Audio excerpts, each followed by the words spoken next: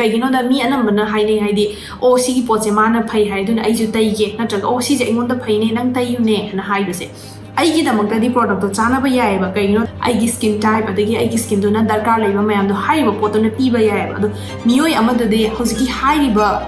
ꯁ꯭ꯀꯤꯟꯗꯨꯅ ꯗꯔꯀꯥꯔ ꯂꯩꯔꯤꯕꯗꯣ ꯍꯧꯖꯤꯛꯀꯤ ꯄꯣꯠꯇꯨꯅ ꯄꯤꯕꯒꯤ ꯃꯍꯨꯠꯇ ꯍꯦꯟꯅ ꯑꯣꯄꯣꯖꯤꯠ ꯔꯤꯑꯦꯛꯁꯟ ꯊꯣꯛꯍꯟꯕ ꯌꯥꯏꯑꯕ Used to be frightened, used to be frightened, jumping from mountains, but now I'm enlightened. ꯃꯉꯥꯁꯨꯕꯗ ꯍꯪꯉꯛꯄ ꯑꯁꯤꯗꯤ ꯑꯩ ꯁꯤꯒꯤ ꯕ꯭ꯔꯦꯟꯁꯦ ꯁꯤꯖꯤꯟꯅꯩ ꯁꯤꯒꯤ ꯕ꯭ꯔꯦꯟꯁꯦ ꯁꯤꯖꯤꯟꯅꯕꯁꯦ ꯐꯒꯗ꯭ꯔꯥꯅ ꯍꯪꯉꯛꯄ ꯃꯁꯤꯁꯦ ꯃꯌꯥꯝꯅ ꯈꯟꯕꯗ ꯈꯖꯤꯛꯇꯪ ꯁꯦꯝꯗꯣꯛꯍꯟꯅꯤꯡꯉꯦ ꯍꯥꯏꯕꯗꯤ ꯕ꯭ꯔꯦꯟ ꯑꯐꯕ ꯃꯌꯥꯝ ꯑꯃ ꯂꯩ ꯁꯤꯒꯤ ꯕ꯭ꯔꯦꯟꯁꯦ ꯑꯩ ꯃꯃꯤꯡꯕꯨꯗꯤ ꯂꯧꯖꯔꯔꯣꯏ ꯕ꯭ꯔꯦꯟ ꯑꯐꯕ ꯌꯥꯝꯅ ꯂꯩ ꯑꯗꯣ ꯍꯥꯏꯔꯤꯕ ꯀꯝꯄꯅꯤ ꯕ꯭ꯔꯦꯟꯁꯦ ꯃꯥꯅ ꯁꯥꯕ ꯄꯣꯠꯁꯦ ꯂꯣꯏꯅꯃꯛ ꯍꯦꯛꯇ ꯐꯩ ꯍꯥꯏꯕꯗꯤ ꯅꯠꯇꯦ ꯍꯣꯏ ꯐꯕ ꯕ꯭ꯔꯦꯟ ꯂꯩꯔꯝꯒꯅꯤ ꯕ꯭ꯔꯦꯟ ꯈꯔ ꯑꯃꯗꯤ ꯃꯥꯒꯤ ꯁ꯭ꯇꯦꯟ ꯑꯥꯎꯠ ꯇꯧꯕ ꯍꯥꯏꯗꯤ ꯃꯌꯥꯝꯗꯒꯤ ꯆꯣꯡꯊꯣꯛꯄ ꯄ꯭ꯔꯣꯗꯛꯁ ꯈꯔ ꯂꯩ ꯍꯥꯏꯗꯤ ꯁꯤꯒꯤ ꯕ꯭ꯔꯦꯟꯁꯤꯒꯤ ꯁꯤꯒꯤ ꯄꯣꯠꯁꯦ ꯁꯤꯖꯤꯟꯅꯕꯗ ꯌꯥꯝꯅ ꯅꯨꯡꯉꯥꯏ ꯍꯥꯏꯅ ꯐꯥꯎꯕ ꯑꯗꯣ ꯈꯔ ꯑꯃꯗꯤ ꯌꯥꯝ ꯍꯦꯟꯅ ꯁ꯭ꯀꯤꯟꯗ ꯍꯥꯏꯗꯤ ꯅꯨꯡꯉꯥꯏꯇꯕ ꯅꯠꯇ꯭ꯔꯒ ꯌꯥꯝ ꯍꯦꯟꯅ ꯔꯤꯚ꯭ꯌꯨ ꯑꯐꯕ ꯐꯪꯗꯕꯁꯨ ꯂꯩ ꯁꯤꯅ ꯃꯔꯝ ꯑꯣꯏꯔꯒ ꯑꯩꯈꯣꯏꯅ ꯕ꯭ꯔꯦꯟꯗ ꯆꯠꯄꯤꯒꯅꯣꯕ ꯁꯤꯒꯤ ꯕ꯭ꯔꯦꯟꯁꯤ ꯑꯣꯏꯔꯗꯤ ꯄ꯭ꯔꯣꯗꯛꯁ ꯂꯣꯏꯅ ꯐꯒꯅꯤ ꯍꯥꯏꯕꯁꯦ ꯈꯟꯕꯤꯒꯅꯣꯕ ꯑꯗꯨꯅ ꯑꯩꯉꯣꯟꯗ ꯀꯣꯏꯁꯟ ꯍꯪꯕꯤꯔꯛꯄ ꯃꯇꯝꯗ ꯁꯤꯒꯤ ꯕ꯭ꯔꯦꯟꯁꯦ ꯁꯤꯖꯤꯟꯅꯕ ꯌꯥꯕ꯭ꯔꯥ ꯍꯥꯏꯕꯁꯦ ꯍꯪꯕ ꯃꯇꯝꯗ ꯈꯖꯤꯛꯇꯪ ꯈꯟꯊꯕꯤꯌꯨ ꯀꯩꯒꯤꯅꯣꯗ ꯕ꯭ꯔꯦꯟ ꯑꯃꯒꯤ ꯄ꯭ꯔꯣꯗꯛꯁ ꯂꯣꯏꯅꯃꯛ ꯐꯩ ꯍꯥꯏꯕ ꯂꯩꯇꯦ ꯃꯈꯣꯏꯒꯤ ꯄꯣꯠ ꯈꯔ ꯐꯕ ꯌꯥꯎꯒꯅꯤ ꯈꯔ ꯑꯃꯅ ꯌꯥꯝ ꯍꯦꯟꯅ ꯏꯐꯦꯛꯇꯤቭ ꯑꯣꯏꯗꯕ ꯁ꯭ꯀꯤꯟꯗ ꯌꯥꯝ ꯍꯦꯟꯅ ꯀꯥꯟꯅꯗꯕ ꯑꯣꯏꯒꯅꯤ ꯑꯗꯨꯅ ꯃꯁꯤꯁꯦ ꯅꯤꯡꯁꯤꯡꯕꯤꯌꯨ ꯇꯔꯨꯛꯁꯨꯕ ꯄꯣꯏꯟꯠꯇ ꯑꯩꯅ ꯍꯥꯏꯖꯅꯤꯡꯕꯗꯤ ꯑꯩꯒꯤ ꯃꯔꯨꯞ ꯃꯄꯥꯡꯅ ꯈꯪꯅ ꯆꯥꯟꯅꯕꯅ ꯁꯤꯒꯤ ꯄ꯭ꯔꯣꯗꯛꯁꯦ ꯁꯤꯖꯤꯟꯅꯩ ꯁꯤꯁꯦ ꯐꯩ ꯍꯥꯏꯔꯒ ꯑꯩꯈꯣꯏꯒꯤ ꯁ꯭ꯀꯤꯟꯗ ꯁꯤꯖꯤꯟꯅꯕ ꯃꯁꯤꯁꯦ ꯇꯧꯕꯤꯒꯅꯨ ꯃꯤꯑꯣꯏ ꯑꯗꯨꯒꯤ ꯁ꯭ꯀꯤꯟ ꯇꯥꯏꯞ ꯑꯗꯒꯤ ꯃꯥꯒꯤ ꯂꯥꯏꯐ ꯁ꯭ꯇꯥꯏꯜ ꯑꯗꯒꯤ ꯃꯥꯒꯤ ꯂꯩꯔꯤꯕ ꯈꯨꯗꯤꯡꯃꯛ ꯁꯔꯥꯎꯟꯗꯤꯡ ꯀꯔꯤ ꯀꯔꯥ ꯂꯣꯏꯅꯃꯛꯇꯨꯒ ꯁꯣꯝꯒ ꯈꯦꯠꯅꯕ ꯌꯥꯏ ꯃꯔꯝ ꯑꯗꯨꯅ ꯁꯣꯝꯒꯤ ꯁ꯭ꯀꯤꯟ ꯇꯥꯏꯞꯀ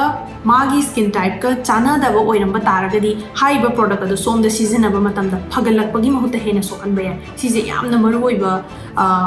ꯄꯣꯏꯟꯠꯁꯅꯦ ꯍꯥꯏꯖꯅꯤꯡꯉꯤ ꯀꯩꯒꯤꯅꯣꯗ ꯃꯤ ꯑꯅꯝꯕꯅ ꯍꯥꯏꯅꯩ ꯍꯥꯏꯗꯤ ꯑꯣ ꯁꯤꯒꯤ ꯄꯣꯠꯁꯦ ꯃꯥꯅ ꯐꯩ ꯍꯥꯏꯗꯨꯅ ꯑꯩꯁꯨ ꯇꯩꯒꯦ ꯅꯠꯇ꯭ꯔꯒ ꯑꯣ ꯁꯤꯁꯦ ꯑꯩꯉꯣꯟꯗ ꯐꯩꯅꯦ ꯅꯪ ꯇꯩꯌꯨꯅꯦ ꯍꯥꯏꯅ ꯍꯥꯏꯕꯁꯦ ꯑꯩꯒꯤꯗꯃꯛꯇꯗꯤ ꯄ꯭ꯔꯣꯗꯛꯇꯣ ꯆꯥꯅꯕ ꯌꯥꯏꯑꯕ ꯀꯩꯒꯤꯅꯣ ꯑꯩꯒꯤ ꯁ꯭ꯀꯤꯟ ꯇꯥꯏꯞ ꯑꯗꯒꯤ ꯑꯩꯒꯤ ꯁ꯭ꯀꯤꯟꯗꯨꯅ ꯗꯔꯀꯥꯔ ꯂꯩꯕ ꯃꯌꯥꯝꯗꯣ ꯍꯥꯏꯔꯤꯕ ꯄꯣꯠꯇꯨꯅ ꯄꯤꯕ ꯌꯥꯏꯑꯕ ꯑꯗꯣ ꯃꯤꯑꯣꯏ ꯑꯃꯗꯗꯤ ꯍꯧꯖꯤꯛꯀꯤ ꯍꯥꯏꯔꯤꯕ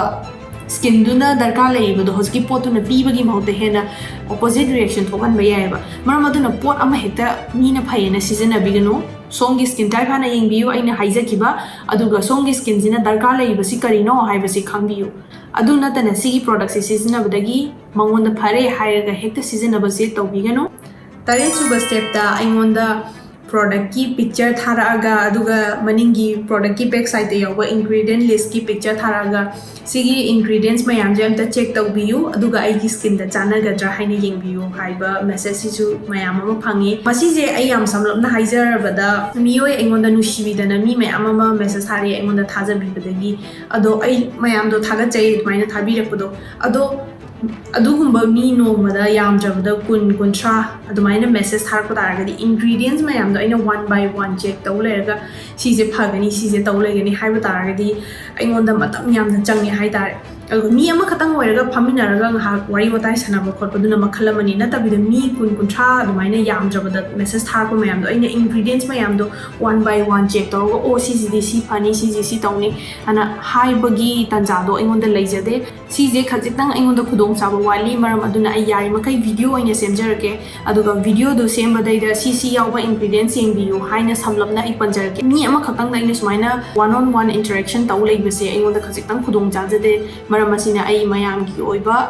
ꯚꯤꯗꯤꯑꯣ ꯑꯣꯏꯅ ꯁꯦꯝꯖꯔꯛꯀꯦ ꯑꯗꯨ ꯑꯣꯏꯕ ꯇꯥꯔꯒꯗꯤ ꯈꯪꯗꯕ ꯃꯌꯥꯝ ꯑꯇꯣꯞꯄ ꯃꯌꯥꯝ ꯑꯃꯁꯨ ꯄꯨꯟꯅ ꯈꯪꯃꯤꯟꯅꯒꯅꯤ ꯍꯥꯏꯅ ꯈꯜꯂꯤ ꯑꯗꯨꯅ ꯋꯥꯔꯧꯕꯤꯒꯅꯨ ꯃꯌꯥꯝꯅ ꯁꯨꯃꯥꯏꯅ ꯃꯦꯁꯦꯖ ꯊꯥꯔꯛꯄ ꯃꯇꯝꯗ ꯑꯩꯅ ꯍꯟꯕ ꯉꯝꯗꯦ ꯍꯥꯏꯅ ꯑꯩꯒꯤꯗꯃꯛꯇꯗꯤ ꯌꯥꯝ ꯍꯦꯟꯅ ꯌꯥꯝꯃꯦ ꯍꯥꯏꯅ ꯈꯟꯖꯩ ꯑꯗꯨꯅ ꯃꯁꯤꯁꯤꯃ ꯑꯩ ꯊꯝꯖꯒꯦ Coming up next, skincare is personal.